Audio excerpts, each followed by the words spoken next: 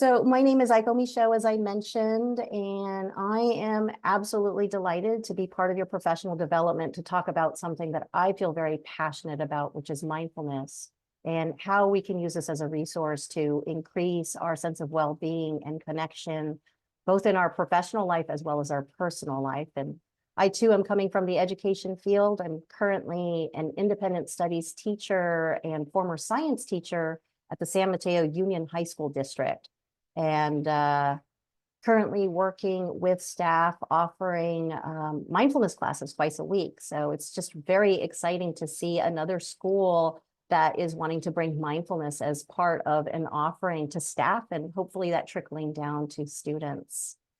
So my intention for today is, in this brief hour, to offer you an experiential taste of what this mindfulness thing is that everybody is talking about, and to take some time for us to explore some different meditation practices or techniques that we can easily integrate into the day that will support your well-being and sense of connection. And the invitation is to let yourself be present, letting go of any need to multitask, setting down any responsibilities that you might be carrying up until this moment, and just have fun exploring the different activities. And please, please, please, I welcome any feedback in the chat. I'll try to monitor that as I go along, any clarifying questions that come up. And we will be going into breakout rooms. Just know that none of the breakout room activities are being recorded, and I will be editing out any participant share in this communal forum. The recording is really for those that can't make it to the event. So yeah, I think maybe what we can do to get started is just take a moment to fully arrive here.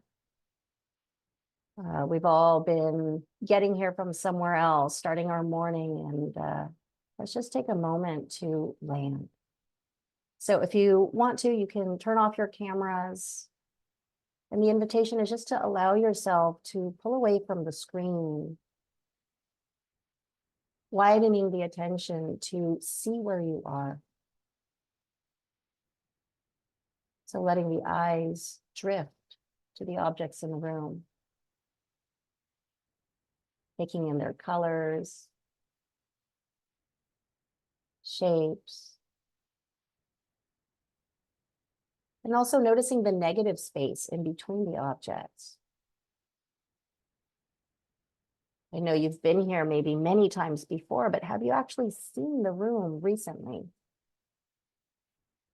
And just noticing the thoughts and emotions that arise as the eyes let your organism know where you are. Hearing the sounds, feeling the temperature, smelling the aromas. And let's include ourselves in this experience. If you want, you can close your eyes. Just feeling the weight of the body sitting, letting the attention drop down to the physical sensation of being here. The physical sensation of breathing, with the rising and falling of the shoulders, chest, belly. Feeling gravity pulling you down, the body getting heavy, dense. Allowing the thoughts to be there in the background. No need to change anything about your experience.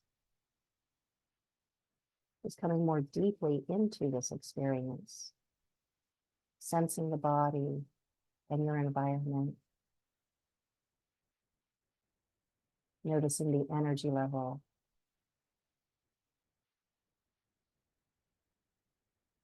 tasting the mood or any emotional cues.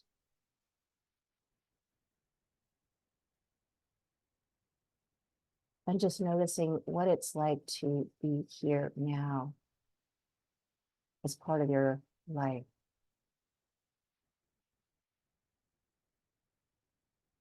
And then following the exhale back into the room, hearing the sounds again, opening the eyes to see where you are,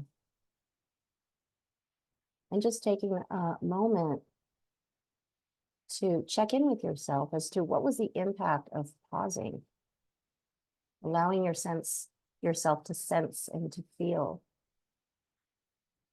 And if you want, you can write a couple of words in the chat about what the impact of that was, or down in the worksheet for yourself.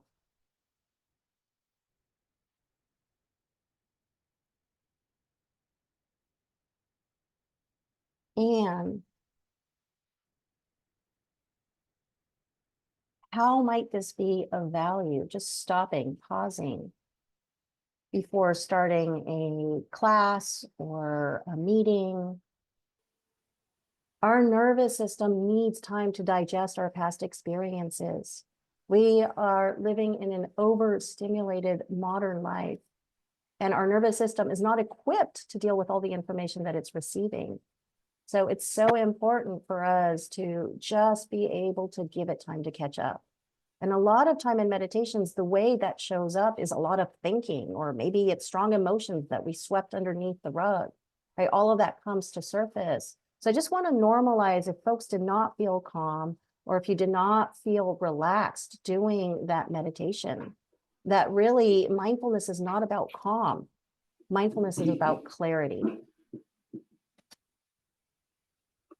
Also, being able to be in sensing and feeling allows us to reconnect with our direct experience, with what's real or true. So much of our day, we are not here. We're lost in activity, or we're lost in tasks or people, or even in the virtual reality of our mind. So just by re-engaging the sensory field and the emotional field, it brings us back to what's true. It also restores our full capacity for awareness, right? This organism is equipped with different channels of intelligence. And while we use cognitive a lot, our physical body is a sense of information as well as our emotions. And when we have all of these channels open, the body receives more information, and this is what allows it to be able to respond in the most appropriate way, right? This is safety. And this is what makes us available, genuinely available for what the next thing is to come. And in particular for us that are in a place of service, it is so important that we fill our cup so that we can be genuinely available for students and for our colleagues. So I want to try another activity. And this one is really for us to be able to see what's the contrast between just being in cognition and engaging in full awareness. It's a really simple activity. All we're going to be doing is exploring our hand, becoming intimate with that, which kind of sounds funny, but this is a body part that we've had for our entire lives. And how well do we actually know it? So again, I'm going to invite you to turn off your cameras if you want, so you can really go into this. If you don't have your mic muted, you might want to mute that because we're picking up background sound, just so you have more privacy. And once again, peeling yourself away from the screen, closing the eyes, and just taking a few deep breaths, reconnecting with what it's like to have a body by feeling it.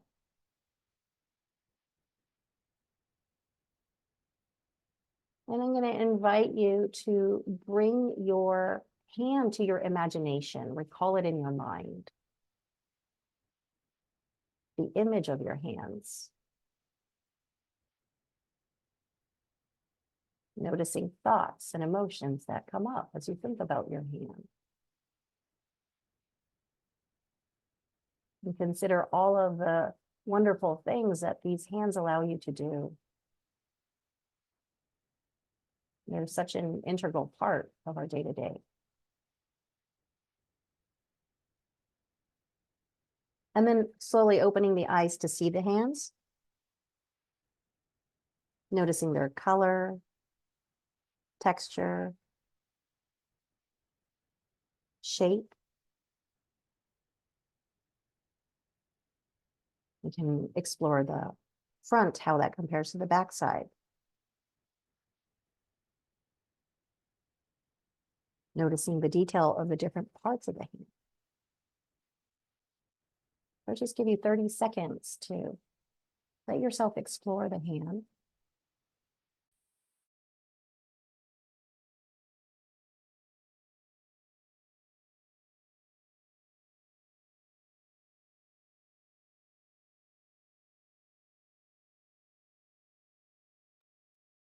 And noticing the moisture, temperature,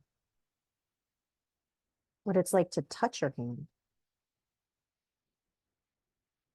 And if you'd like, you can close your eyes and let yourself feel just by touch, shape, the texture,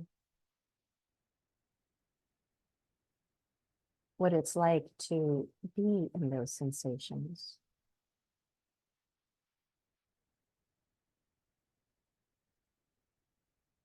Is there a part of the hand that is more sensitive than the other?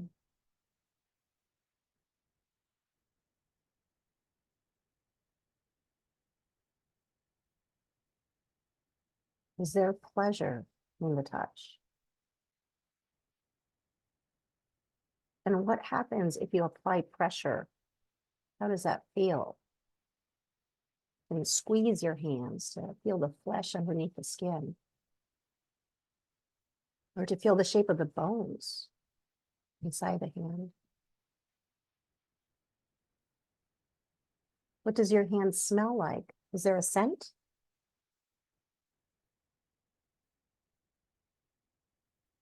And your cameras are off, so no one's seeing you. What does your hand taste like? Is there a taste? What's it like to engage with your hand in this way of silliness? This is how children explore their world. Just noticing the thoughts and emotions. And then opening your eyes to once again see your hands.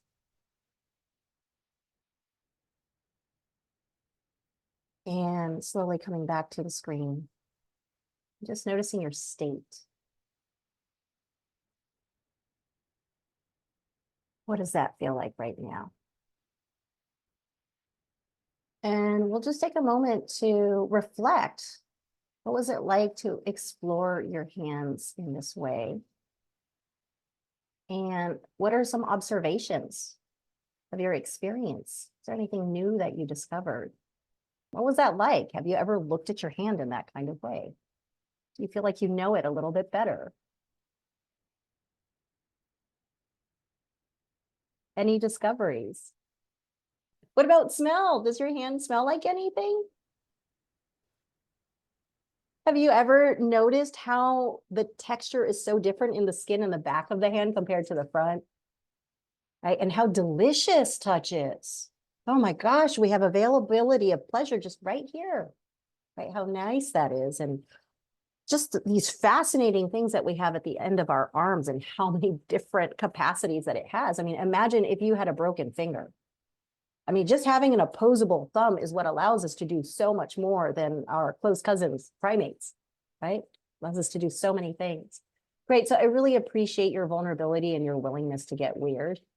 There was an objective to this exercise. My hope with this exercise was to try to induce a certain state.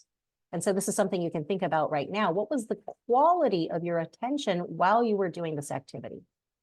Meaning, was it focused or was it distracted? Nice. Was it effortful? Did it take a lot of energy to pay attention to your hand? So what I was trying to induce with this was I was trying to induce the state of mindfulness. And mindfulness, you could think about just a different way of saying that is bringing our full awareness to our direct experience. So I'm seeing here in the chat, there was a little bit of distraction. Yeah, very focused. I was so intensely visualizing my hand that when I opened my eyes, it surprised me to see things about my hands that weren't in the visualization. That is great. I love that comment because what it shows is that what we create in our minds is not necessarily accurate, right? It's a close approximation or a representation, but really, if we are able to supplement our cognitive awareness with our sensory, what's coming in through the sensory or our physical intelligence, along with our emotional awareness or intelligence, all of a sudden, our organism has all of the channels open, and there is a synergistic state that emerges that I'm going to call mindfulness. And this state is alert, but at the same time, it's relaxed. The attention can be very stable. And if you didn't experience this in the exercise, it's not a problem. You can just think about if you've ever been in a flow state or doing something you really enjoy, where you don't lose your sense of awareness of yourself as the witness, the one doing the activity, but at the same time, you're able to engage fully with all aspects of yourself. The attitude is of openness, receptivity, interest, curiosity, effortless engagement, right? This is a very potent state to be in. And as a result of our attunement with what's happening, all of a sudden we see details we might have not noticed. And there's this quality of vividness, connection, clarity. And the good news is this is a completely natural and accessible state, right? And actually, in fact, mindfulness is innate. You could just think about how children come into the world, engaging completely with their sensory experience, using that to build meaning out of what they're experiencing, incredibly emotionally attuned to their caretakers and the people around them, right? So this is a capacity that we all have. So if we have this capacity, why is it that we're not mindful all the time? What gets in the way of us being in this state? And I would love to hear it in the chat if you want, or if you want to unmute yourself, just a couple of thoughts. Why is it that I'm not mindful all the time? What gets in the way? Our brains, you see, or thoughts? What else gets in the way? ADHD, right? Yeah, we have a lot of distractions, so it's kind of hard to stay with our experience. Avoidance, attention span, long tasks list. Yes, absolutely. Stress hormones. Yes, that really interferes. If our nervous system is dysregulated, our conscious awareness actually is shut down, and we have our defense mechanisms are online, right? Wanting things to be different than what they are. Yeah, it's really hard when we're wanting a different experience than what we're experiencing. Self-criticism, self-pity, okay, being lost in our story of self, absolutely. Yeah, not having time. It's hard to be mindful when we're in a hurry, right? Or when there's so many demands, like we're busy taking care of someone else, when we're in survival mode, when we have strong emotions going on, like impatience, frustration. So I'm just going to kind of put a couple of things that have come up in my own experience. And for me, it's really hard for me to be mindful if there's any kind of pressure, right? If there's time constraints or if there's expectations about how outcomes should be, I'm actually narrowing my attention to focus on a few different possibilities, and I'm omitting all the other possibilities. And one of the qualities of mindfulness is this openness, is this receptivity to all possibilities. Also, being constantly interrupted, or the amount of distraction there is in the day through information coming in all different directions. We live in a time of overstimulation. The nervous system is overburdened with trying to process everything coming at it. And as a result of it, it feels overwhelmed. And we experience the discomfort of feeling anxiety or stress. And when we feel that we shouldn't be experiencing that. So we layer on and add more pressure that we should be experiencing something else, instead of just viewing that those states and emotions are important signals that tell us that the nervous system is needing more space, it's needing more time to digest what's happening. So with that said, if we are wanting to experience more mindfulness, it is important to think about what are the conditions that are supportive for us having more mindfulness. And you can think back to the exercise we just did with the hand activity. And if that didn't really hit home for you, you can think about being in a flow state. What are the conditions that allow for that state to emerge? Because if we understand what those conditions are, we can start bringing those conditions about in our day, whether that's in the classroom, whether that's in our personal life, at a work meeting. So if you want, you could just jot down a few words that come up for you. What are the conditions that allow you to enter that state of mindfulness?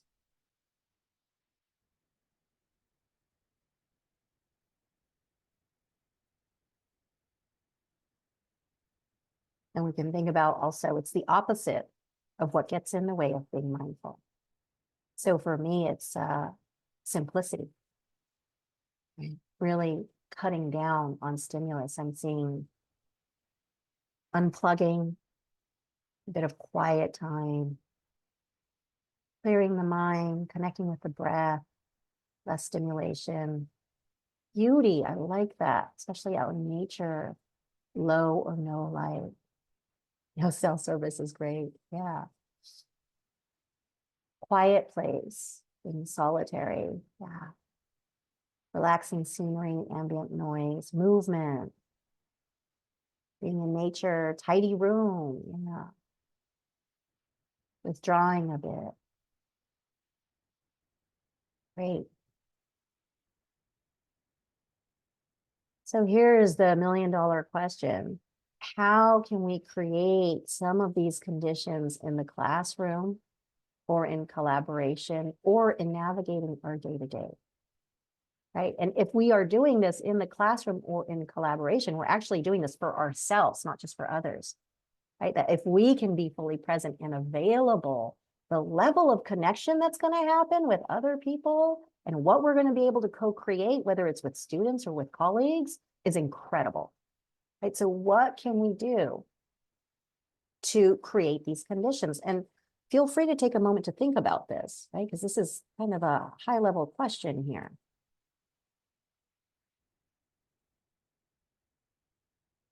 What are some simple things that we can do? And while you think about that, I'll go ahead and recreate the breakout rooms. Okay, I know that was not enough time. The idea was to get you to start thinking about it, to consider it, right? To consider it. And maybe this is a discussion that would be great to continue in your professional learning communities or during collaboration or a staff meeting, is to really start thinking about what are the conditions that we can, simple things that we can do as a teacher in the classroom or as a staff member in meetings. And would love to get a little taste of what came up in your collaboration or your breakout rooms. If you want to put a few words in the chat, that could be really simple way for others to see, share the knowledge. And I'll just talk a little bit about a couple of the things that I do as a high school teacher. Is really, for me, it's less is more. Less is more. Letting go of expectations and really connecting with what's at the heart of the matter. The classroom setting is very simple. You can see even in my background, there's nothing to see but me. Right? The classroom has objects that relate to the content that I'm teaching, but not a whole lot there to distract the students. My students know that when they come into the classroom, we all come in silently. Everyone comes in and sits down and is given the first 3 minutes of the class to sit silently with themselves. If you want, you can even experiment with a brief guided meditation. The way I call their attention is using a singing bell. You just hit the bell and have them raise their hands when they can no longer hear the sound. Right? So I'm finding ways that I'm reducing the amount of talking that I'm actually doing and creating procedures so that they know what to expect, right? So that they can feel at ease also. Worksheets have more graphics than words. Words are very intentional. Spacing in the words, the negative space with the actual words is very balanced. Anything that's easy to be with. So these are just a couple of ideas in meetings, having a clear agenda, norms that are talked about ahead of time, that are community agreements everybody agrees on. right? And always at the background, what is going to really support our ability to connect deeply with ourselves and bring ourselves forward in a way that's safe and connect with each other, right? So just a few things to think about. So I'm noticing that we're close at time here, and I did want to share, a lot of folks have the question about this also, is that, okay, great. So there's this state that is innate and that I have the capacity to experience. How can I have more of it? And really, it's a practice, right? And we can do this informally just by bringing our full attention to any activity that we do, slowing down, kind of like what you did with the hands, and bringing all of our senses, all aspects of our organism to the forefront to engage with that. The sensory, the emotions, cognition. It could be something as simple as having a cup of tea and enjoying the warmth of the cup and tasting the nuances of that tea, smelling the aroma, right? In a way, it's allowing ourselves to savor and really experience a little bit more deeply our own life. This can be done in the classroom or in a meeting, just in how we talk. We slow down, allow there to be pauses. The listener can take in not only what we're saying, but can notice what the impact of that is on their own being. And then, of course, there's formal ways to practice this, and this is what we call meditation, right? And there's a lot of different kinds of meditation. And I like to think about meditation as just a time and a place that I make in my day to cultivate some aspect of awareness. Just like the gym is a place where you can cultivate different aspects of your physical health. There's many different ways you can do this. There's many different tools. You can go to a class or you can use a machine, right? And in meditation, we have many different kinds of techniques that we can use to cultivate different aspects of awareness, whether that's having a stable attention or increasing our awareness of our physical body or of emotions.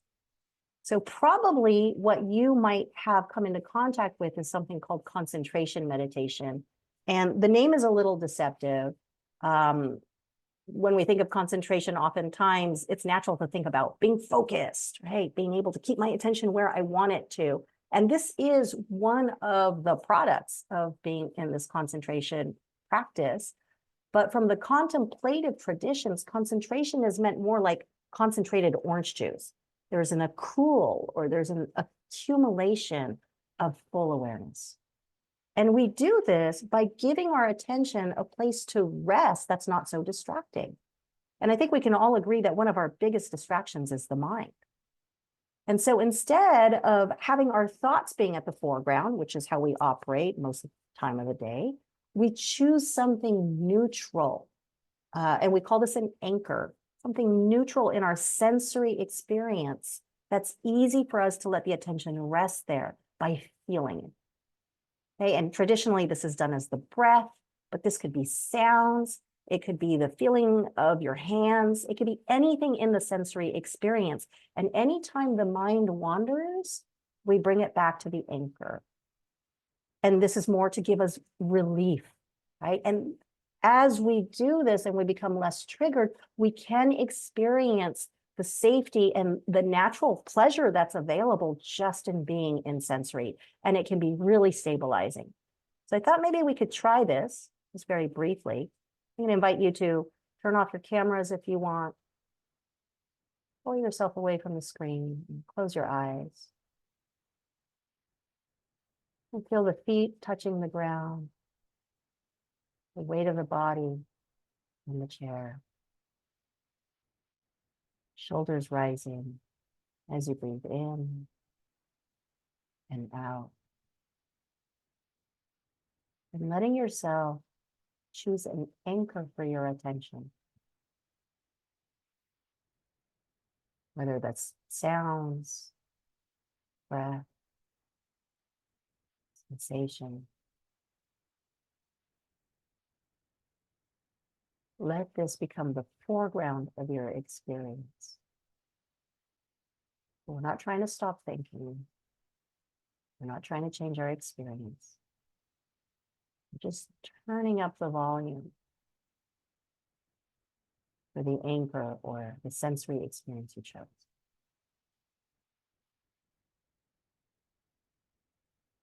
And just let yourself rest there by feeling it.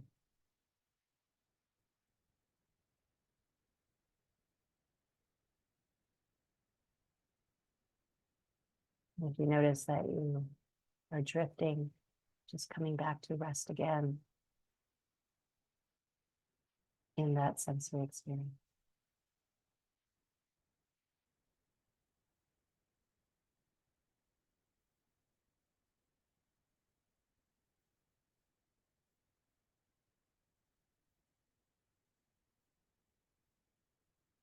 Coming back to that sensory experience.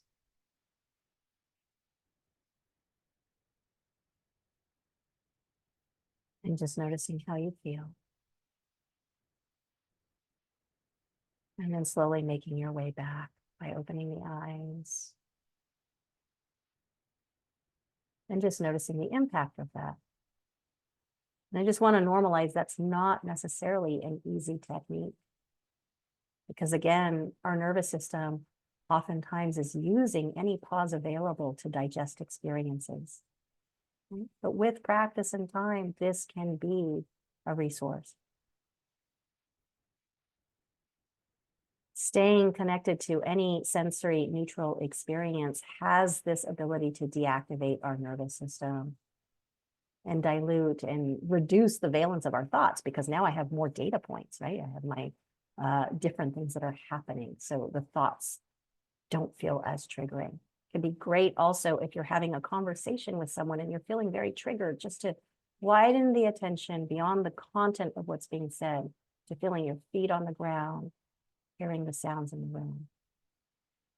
This is what keeps us connected to ourselves and to what's true, what's actually happening, so that we're not lost in what's triggering us and we can have some space to actually be the witness.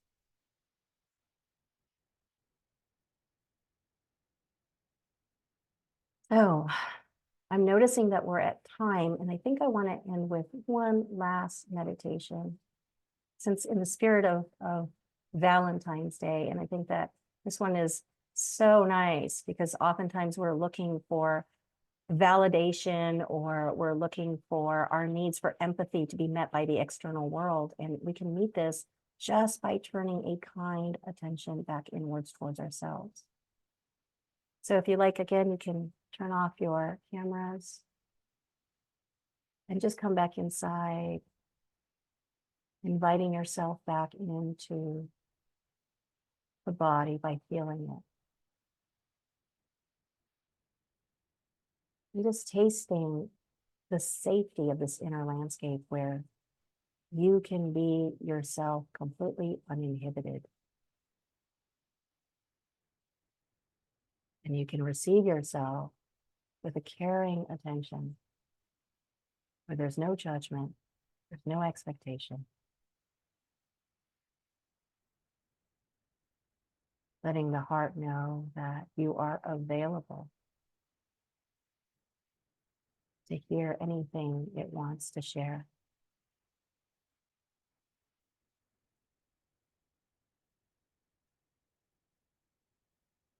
What is it that is alive for you in this moment?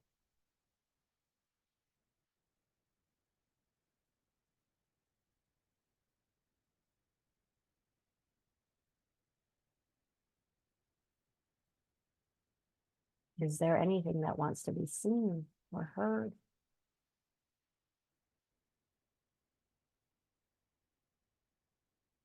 Letting yourself feel any emotions that arise.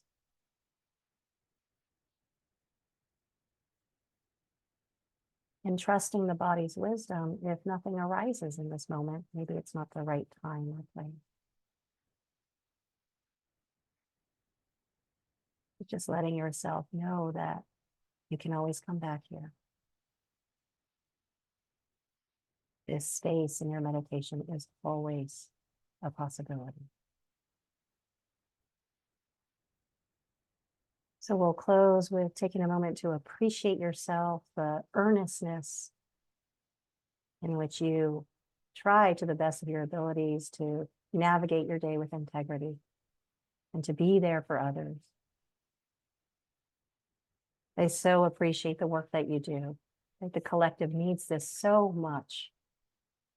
Educators that are present, that care, that are living in alignment with their values. For our kids, it's more important for them to see how we are than what we say. They need something to align themselves towards, to know that there is a possibility for something different. And we can do this just by coming to work regulated, self-connected, so that whatever we do is in true service, is an authentic service for the collective. So thank you so much for the work that you do. I'll stay on. I know that was very brief. And I'll share the presentations. And I know that was just a short introduction, a short taste, but there's a lot of different resources. Sarah is trained actually as a mindful leader. So I highly encourage that you consider maybe meeting as a group just to really connect deeply with yourselves so that you can enjoy being part of this community and really connect with the value of the work that you do. So thank you so much. And I'll stick around for questions or comments. Have a great Valentine's Day. There's a felt quality, right? When we're around somebody that is present, it's almost like our nervous system gravitates towards that because like, oh, okay, safety. The environment, we're so affected by our environment. You walk into a room where people are tense or stressed, we feel that.